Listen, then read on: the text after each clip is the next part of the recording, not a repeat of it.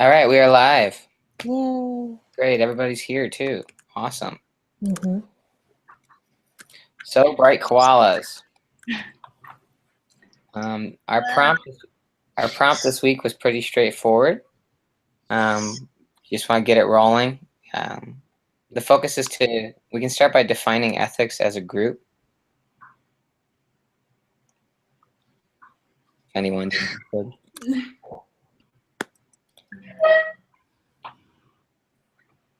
Anybody?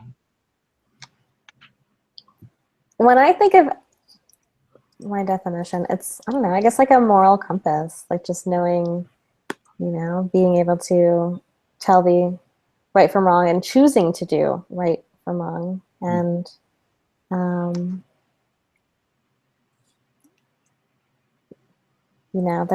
know that some people, when they think of it, they think of, legal aspects. But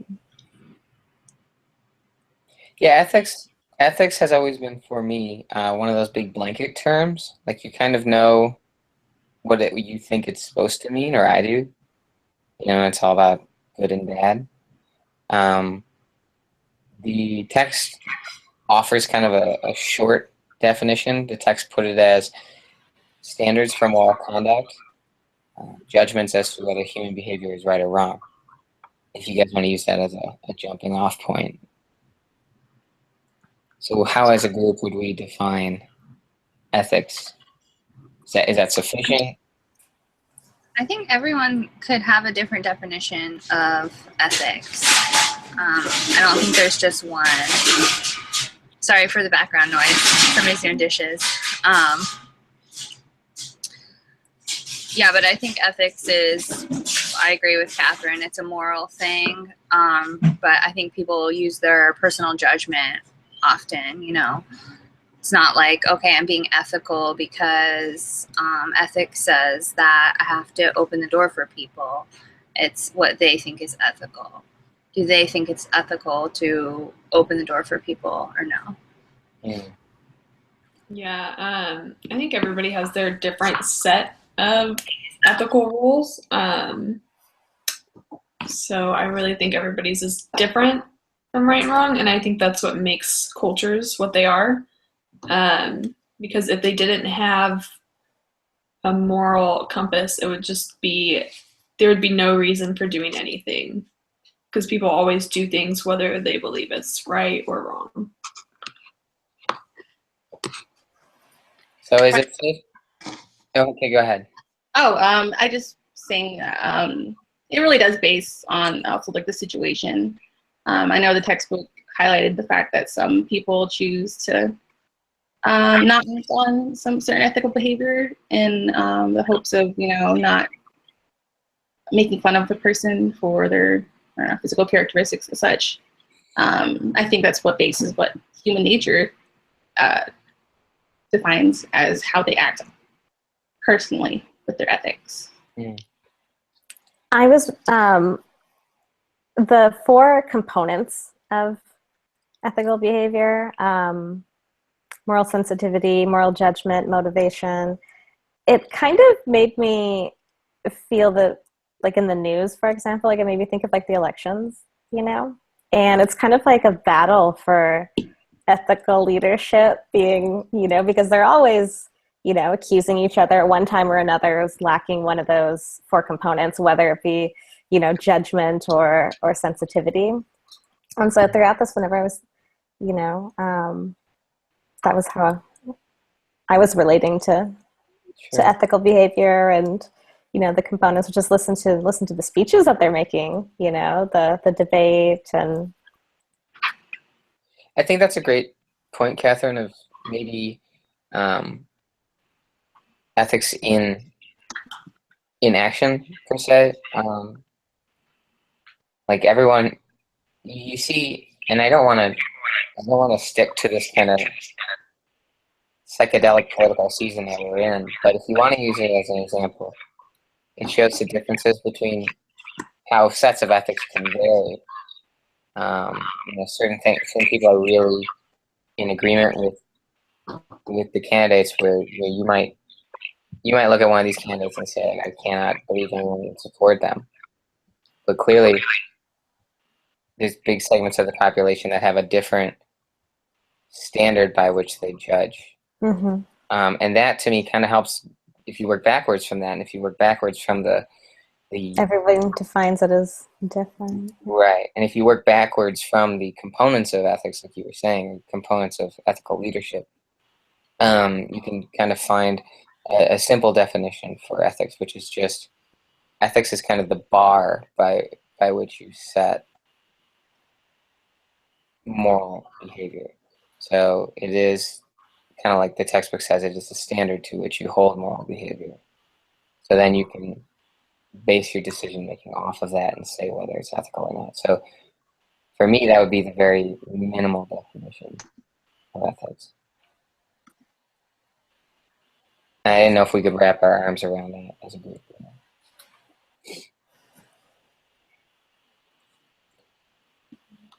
William, any thoughts?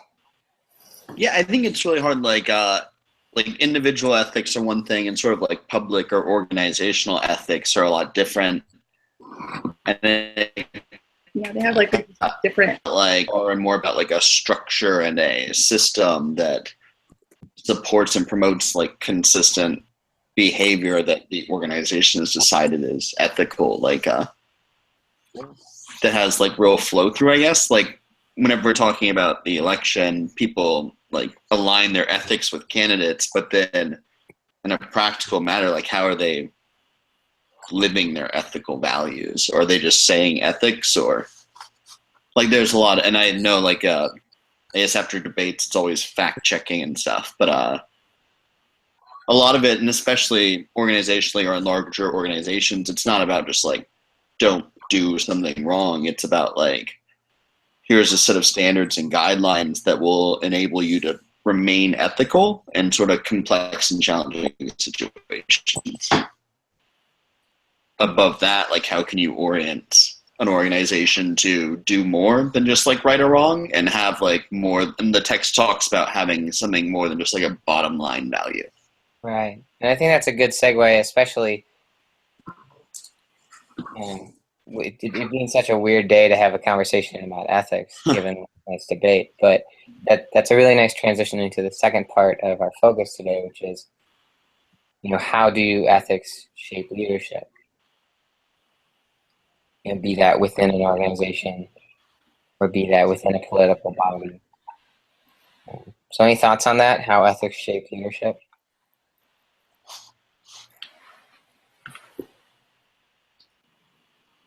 Yeah, and like I said, like I think there's a baseline of ethics and how it shapes leaderships by just like let's answer all these simple questions and like have those settled, and then we can focus on like a larger mission or larger values, and how can you like shape your organization? How can you use your leadership to like promote something more than like a base level ethics? Just like Arizona State's new university. It's more than just like normal ethics. It's how can we like expand our footprint and bring like real change to the world?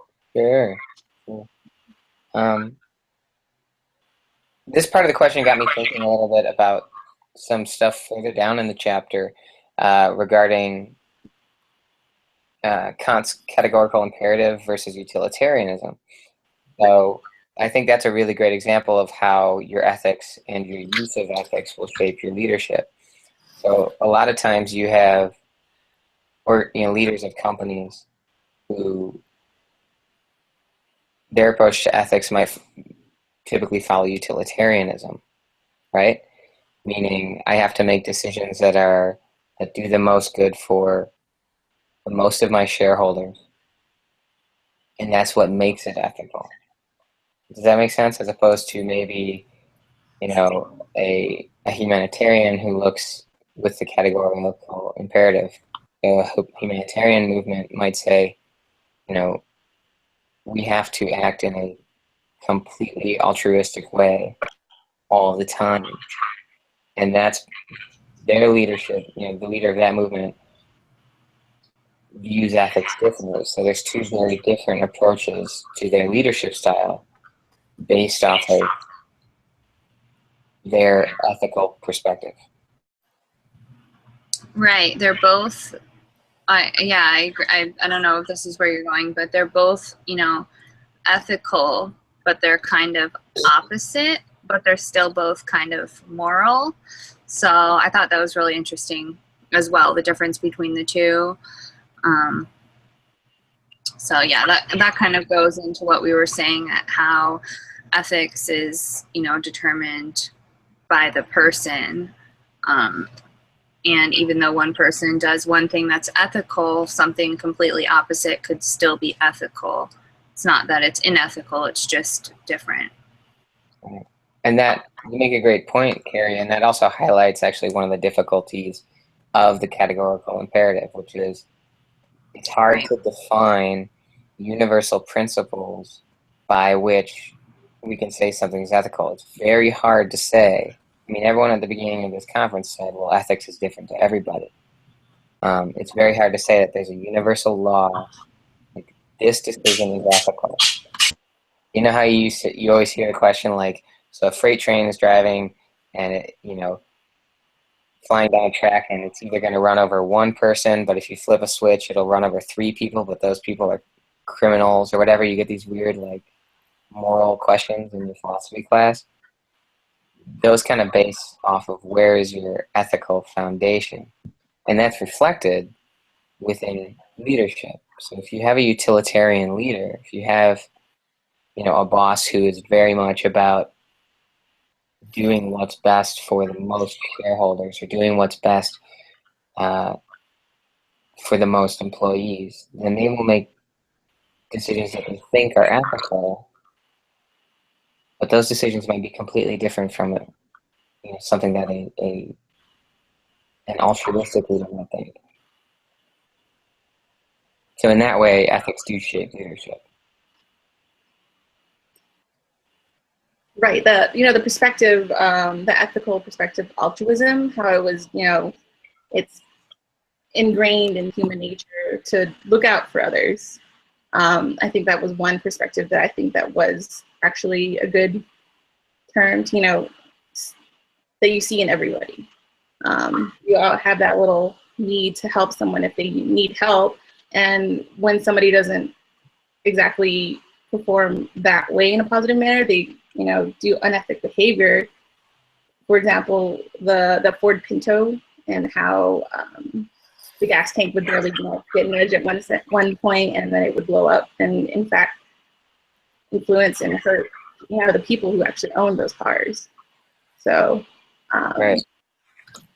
I think altruism was a really good aspect, I think. Sure. The book likes to hinge on some really surprising examples, and makes note of people like Hitler and Stalin. So were those people behaving ethically? Was their leadership based from an ethical foundation? Well, to you and I, the answer is typically no. But to them and to their followership, their leadership was based within their ethical code, right? A very nationalistic view that caused a lot of grief and turmoil, but kind of a very dark example of how ethics do shape leadership. Certainly not in an altruistic sense. Right. If an organization says, they're ethical, they're moral, well, we can't really just take that at face value, because to them they might be ethical and moral, but to us, like you were saying, Andrew, it's not. So I think in order for an organization to say that, they need to define, I guess that's why they have mission statements, to define what being ethical and moral is to them. Sure, that's a great example. That's a strong example that I didn't even read in the text.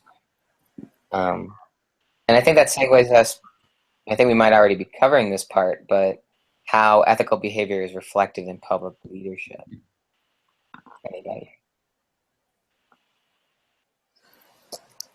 See, I got to thinking about, like Enron and how, every level, like from the high ups to even like the, lower level workers, like the ethics it was terrible all the way through. Everybody was cheating and, doing their own, depending on how much power and what level they were at. And they saw it, coming from their bosses, and it just trickled down. And that was like a massive public example of when it works for a while, I think, but eventually it'll trickle down. I think everything will just fall apart publicly. Some of the main components of public leadership that we saw in Chapter 9 can be easily tied to ethics. So if you're talking about a company that's trying to build its brand, right? And so they have a persuasive campaign. Like, remember the oil spill, the Horizon off of Louisiana, and there's the big scandal with BP, and they had to go back and do this big persuasive campaign, and they were focusing very much on their image, talking about how they were making it right. So what they were doing was they were trying to affect public perception from an ethical perspective, trying to explain that they did have everyone's best interests at heart. So within public leadership and trying to modify the perception and behavior of mass audiences, you sometimes see ethics, or the idea of ethics, being reflected in that sense.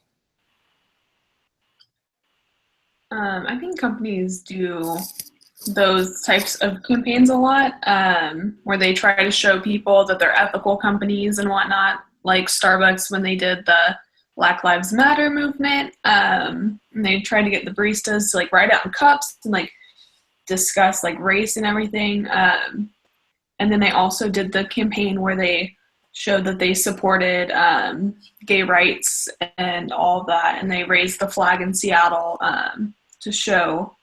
And I feel like that has to do with ethics because they're trying to show that they accept everybody as a company.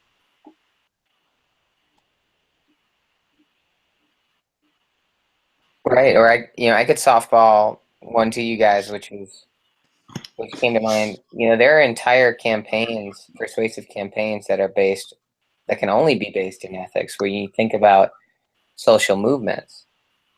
So you think about certain historical figures who we see as leaders, like, say, Martin Luther King.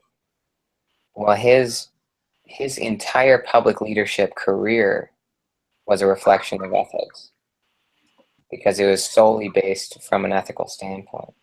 It wasn't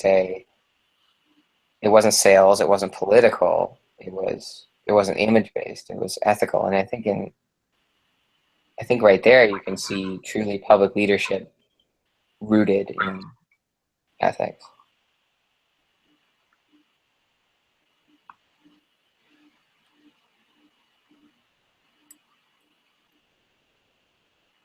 Perhaps not. Any other final words there, guys?